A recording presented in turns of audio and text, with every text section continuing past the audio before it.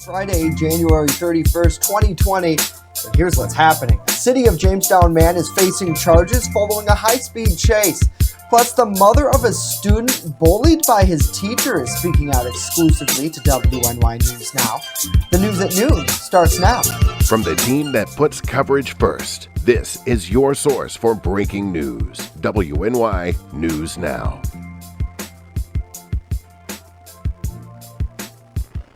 And thanks for joining us for WNY News Now. I'm Justin Gould. Our top story today, bullying. It's an epidemic that affects many in the public and private sector and in schools, especially around the nation. School districts here in our area are working to combat it, but one mother in Chautauqua County says her son's school is not doing enough. The mother of a special education student at Maple Grove High School is speaking out after she says her son was mocked by his teacher in December 2019. Bethany Reagan, in an interview with WNY News Now, says her 13-year-old twin sons, Jonah and Noah, both have individualized learning plans, also known as IEPs. Reagan says this was not the first instance of conflict between teacher Shannon Lingle and her son Jonah, but says things have gotten out of hand. He went to the teacher and he was telling her that he couldn't find his pencil. And when he was telling her, he stuttered on the word pencil.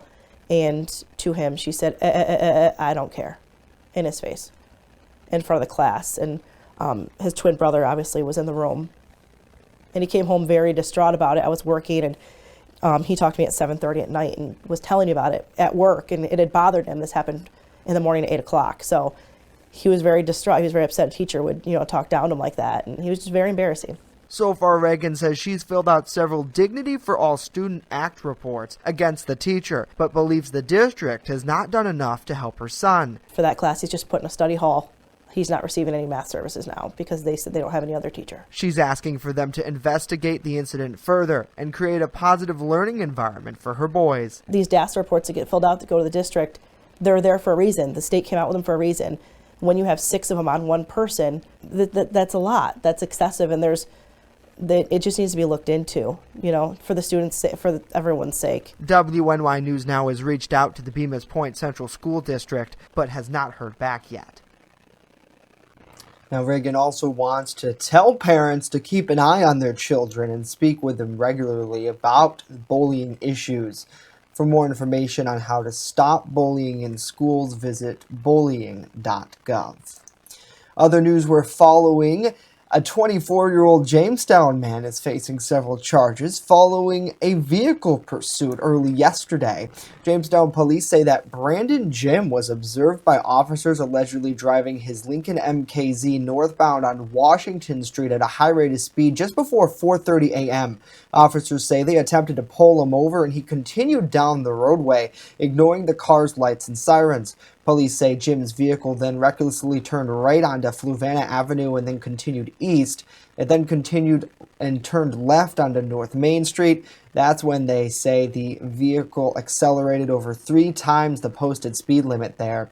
Jim was pulled over on North Main Street near Interstate 86. He was taken into custody without incidents. Police say he faces several charges. Now, due to the new bail reform laws here in New York State, police say Jim was released with an appearance ticket rather than going straight to jail. And a Cattaraugus County man wanted on a first-degree robbery charge in Washington State was arrested following a traffic stop this week. The Cattaraugus County Sheriff's Office says that 41-year-old Joshua Hollingsworth of Cold Spring was taken into custody following a stop on Bone Run Road in the town of South Valley on Wednesday. Now, according to the Washington State Department of Corrections, Hollingsworth is wanted on a first-degree robbery charge from April 2019. Deputies say he was held at the Cattaraugus County Jail without bail in that case. And Lake Erie is covered in less than 1% of ice as this winter season has entered its peak. The National Weather Service in Buffalo says that the lake should be near 50% coverage by the end of January, but due to the mild temperatures so far this winter, that has not happened. In addition to protecting the region from that dastardly lake effect snow, The ice generally keeps the coast safe from waves pounding the shoreline, eroding cliffs, washing out beaches, and damaging infrastructure. In December, the National Oceanic and Atmospheric Administration's Great Lakes Environmental Research Laboratory forecasted Lake Erie to be at 80% ice by late February. Now, all the Great Lakes were predicted to be around 47% ice coverage at their peak. Last year, the lake peaked at 95% of ice coverage, and in 2017, the lake peaked at 36%. Back in 1998, 5% was recorded. That was the lowest amount in recent memory. Certainly, lake ice levels are very important, especially when it does come to that lake effect snow. I think everyone's hoping the lake freezes over and then we don't get hammered, so to speak, late in the season. Hopefully you're all having a good day. We thank you for joining us. Let's check in with the comments. Got to say hello to Raymond. Hopefully he's doing well. He chimes in, the bail reform laws are atrocious. Certainly, a lot of police agencies speaking out against that, saying certainly they're not pleased with it. Got to say hello to Max. Good to see you. The Jester says, love the new look. We appreciate that. Got to say hello to Joanna as well. Hopefully you're doing well. Samantha, Raymond, Brandon, Dawn, Mackenzie's here, David, Lori, and Sean as well. Good afternoon to all of you. Well, forecaster Andrew Stevenson joins us now with a first look at our weather. And you have more a little bit on the lake, Andrew. Certainly, I think that's a big story that a lot of people are interested in because we want to know when it will freeze. Do we know when that will happen?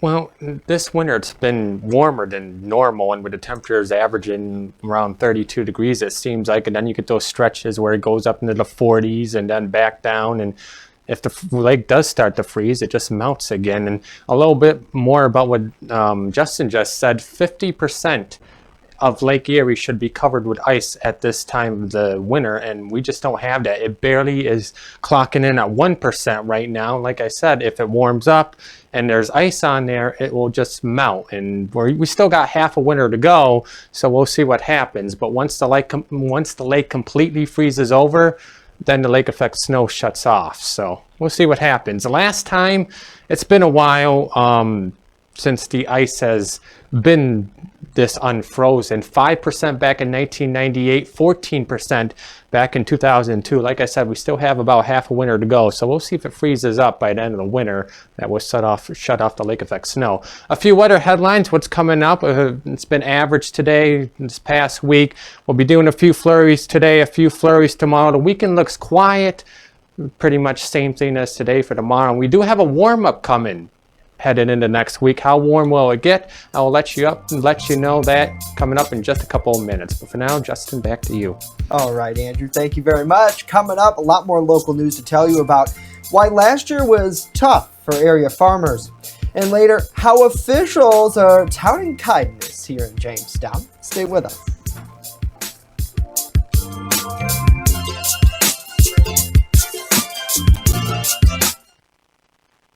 EagleZip.com is your local one-stop shop for all of your home and business computer needs. Located on Fluvan Avenue Extension, just outside of Jamestown, EagleZip.com sells and services all brands of desktops and laptops, as well as servers and network equipment for your business. All new computer sales include transferring your data from your old computer plus a 2-year warranty. Call EagleZip.com today. Stop by EagleZip.com today and let us make computers easy for you.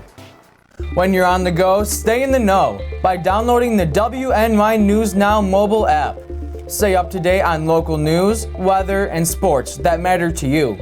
Plus, subscribe to breaking news and weather alerts from the team that puts coverage first. In addition, watch news as it happens with the Southern Tier's only 24/7 streaming network. Download the WNY News Now app right now. It's free on the Apple App Store and Google Play Store. Every cookie sold in the Girl Scout Cookie Program helps girls learn lifelong lessons in people skills, decision making, money management, goal setting, and and business ethics. It's amazing how much you can learn from a cookie. The Girl Scout Cookie Program. Think outside the box. And welcome back. 2019 was a tough year for American farmers. The U.S. farm bankruptcy jumped 20% last year. That's the highest level since 2011, when the country was still recovering from the Great Recession. This despite a $28 billion in aid extension to farmers over the past couple of years. Now, according to the American Farm Bureau, 595 farm families declared Chapter 11 bankruptcy. The cause? Uncertainty in markets suppressed by trade wars and rewritten international agreements. Well, coronavirus is now a global public health emergency, surpassing the number of SARS infection worldwide in 2002 and 2003. And now the United States has its first person-to-person case. Melissa Rainey has the latest for us. We have witnessed the emergence of a previously unknown pathogen, which has escalated into an unprecedented outbreak. The coronavirus outbreak is now being declared a public health emergency of international concern by the World Health Organization. There are now 98 cases in 18 countries outside China, including 8 cases of human-to-human transmission in 4 countries: Germany, Japan, Vietnam, and the United States of America. Chicago confirmed its second case, America's first human-to-human transmission of the virus. The man in his 60s, as you heard, the husband of our first confirmed case. He was put into isolation when public health learned that he had developed symptoms. As fears grow, the Allied Pilots Association union is now suing American Airlines to stop all flights between the U.S. and China, saying in a statement, quote, "The safety and well-being of our crews and passengers must always be our highest priority. First, last, and always." As of Thursday, the Trump administration says there's no plans to cut travel to and from China. Right now, I'm not aware of any conversations about canceling flights. But look, we're going to monitor it because the main goal of this administration and this president is to make sure all Americans are safe and well. I'm Melissa Rainey reporting. All right, Melissa, thank you. The last check, the CDC reported less than 100 total pending cases here in the United States. So far in mainland China, there have been 81,000 confirmed cases of the coronavirus, and 171 people have died as a result of it. Well, closer to home, President Trump has signed into law the U.S.-Mexico-Canada trade agreement. Now, this new deal replaces the North America Free Trade Agreement, which Trump rallied against during his 2016 campaign. That plan enriches new auto manufacturing requirements and tougher labor protections, but it largely leaves the trillions of dollars in trade flow between the three countries unchanged. Now, at the signing on the White House lawn, President Trump touted the New Deal as, quote, "the largest, fairest, and most balanced and modern trade agreement ever achieved." He also called it a colossal victory for farmers, ranchers, energy workers, and factory workers in the United States. The USMCA is the largest, fairest, most balanced, and modern trade agreement ever achieved. There's never been anything like it. Other countries are now looking at it, but there can't be a border like that because, believe it or not, that is by far the biggest border anywhere in the world in terms of economy, in terms of people. There's nothing even close. Mexico has ratified the agreement, but Canada still must sign it before it takes full effect. Well, with the Super Bowl this weekend, millions are getting ready to make plans for the big game. Mary Maloney has a look at how much people are expected to spend this year in today's Consumer Watch. The National Retail Federation has released its annual Super Bowl survey, and nearly 194 million people are expected to tune in for the face-off between the Kansas City Chiefs and San Francisco 49ers. The survey has been conducted for more than a decade, and this year's spending is on track to be the highest ever for a Super Bowl, an estimated $17.2 billion. The NRF expects each viewer to spend less than $90 on average. Only 19% of viewers are planning to throw a party, and 27% are expecting to attend one. So how do the numbers break down? 80% of Super Bowl purchases are expected to be for food and drinks. The rest will go towards team apparel, new TVs, decorations, and furniture. For Consumer Watch, I'm Mary Maloney. All right, Mary, thank you. Now, according to the NRF, this year's $17.2 billion figure drastically overthrows the recent highest historical spending of $15.5 billion. That's from 2016. Certainly a big weekend, too, for football. I think a lot of people getting ready for parties. I know I was getting texts yesterday asking what I wanted at our Super Bowl party this weekend. So you doing anything fun for the Super Bowl?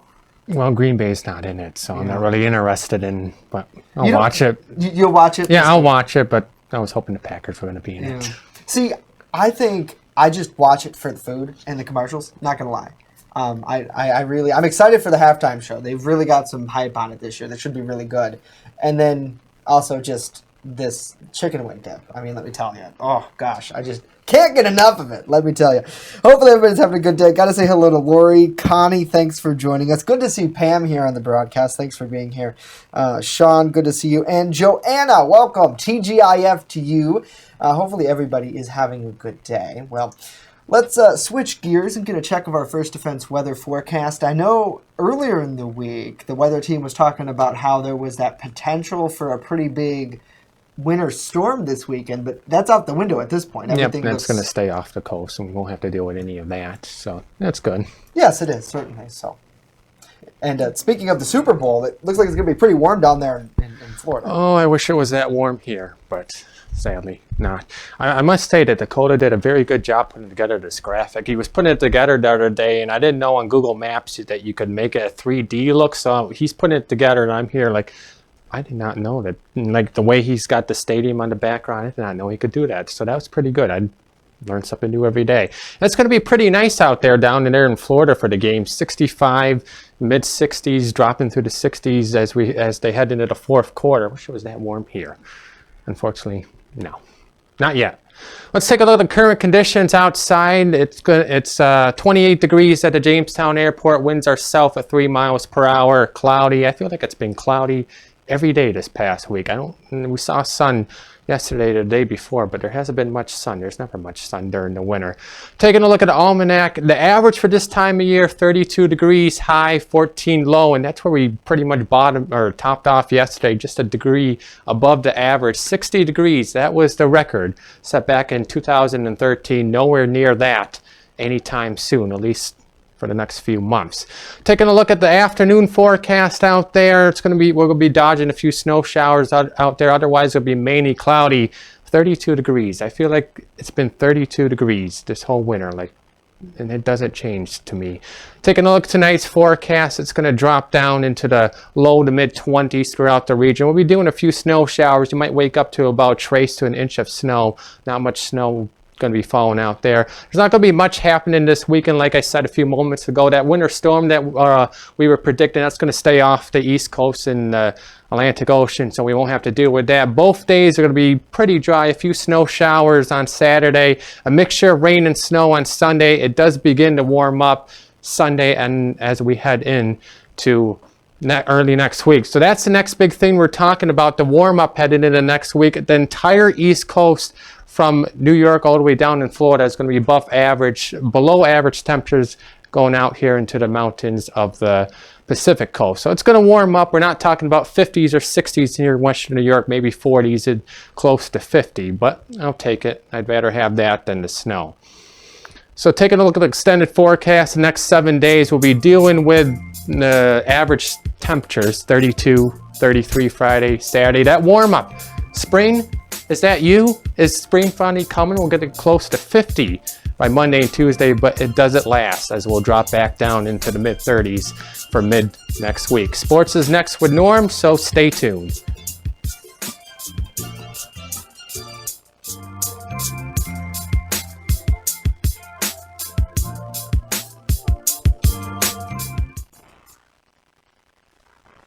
Speaking up for what's right. Helping out when things go wrong. Raising our voices alone or together. Not just breaking news, but breaking barriers. Fighting for victory on the battlefield and on the playing field. Seeing the world through new eyes and the earth from miles above. Redefining beauty, brains, and what it really means to be queen. Making ourselves heard on stage and on screen. Showing the way in Silicon Valley. And showing up for others wherever help is needed most. Not just making our mark, but making a difference. Now that's a job for a Girl Scout. Girl Scouts, preparing girls for a lifetime of leadership. Want weather now? Download the WNY News Now mobile app and stay up to date on severe weather alerts. Plus, anytime hazardous weather strikes, stick with the Southern Tier's only 24/7 streaming network that keeps you safe. You're all in a tornado warning, so now is the time to go to a safe place, small room, lowest floor, near the center, away from windows. What are you waiting for? Download the WNY News Now mobile app today. It's free in the Apple App Store and Google Play Store. WNY Sports Now is powered by Phone Zone of Jamestown. With the largest inventory around, we buy and sell our own merchandise at a price that can't be beat. Have a broken screen? We'll fix it. Learn more at phonezoneshop.com.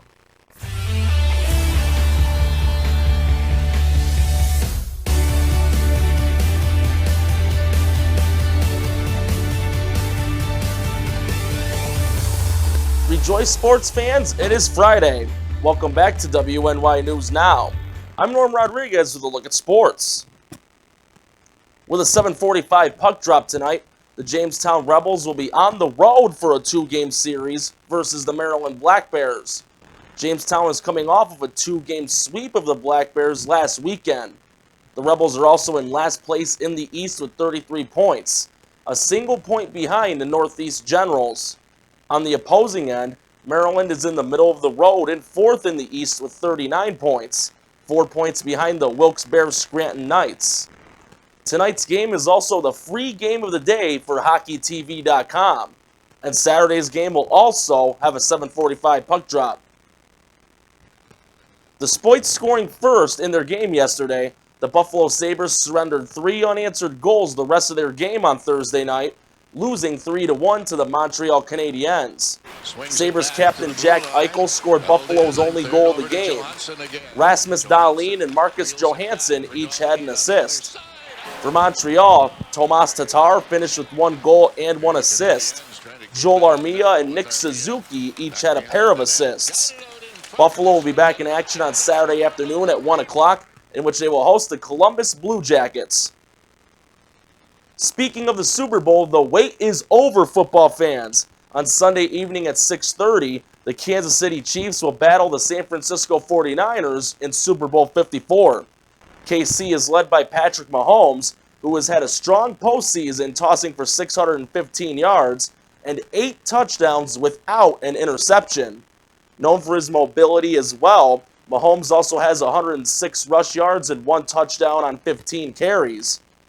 Jimmy Garoppolo, the Niners starting quarterback, has relied strongly on the running game throughout the playoffs. In their 2 playoff games in total, Garoppolo has gone 17-27 for 208 yards with 1 touchdown and 1 interception. In their NFC Championship game victory over the Green Bay Packers, Garoppolo attempted only 8 passes.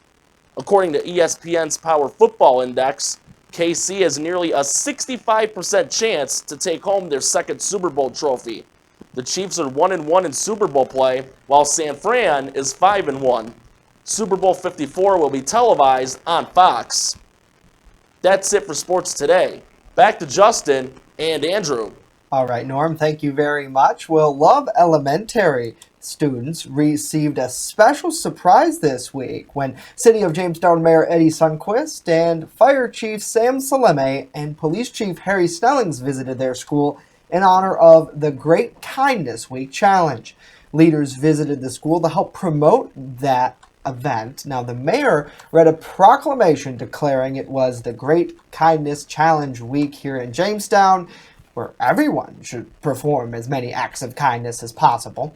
Now Love students received a kindness checklist, and they'll be working individually or as a class to complete all 50 challenges, such as smile at 25 people, offer to help your custodian, give your friend a high five, or sit with a new group of kids at lunch.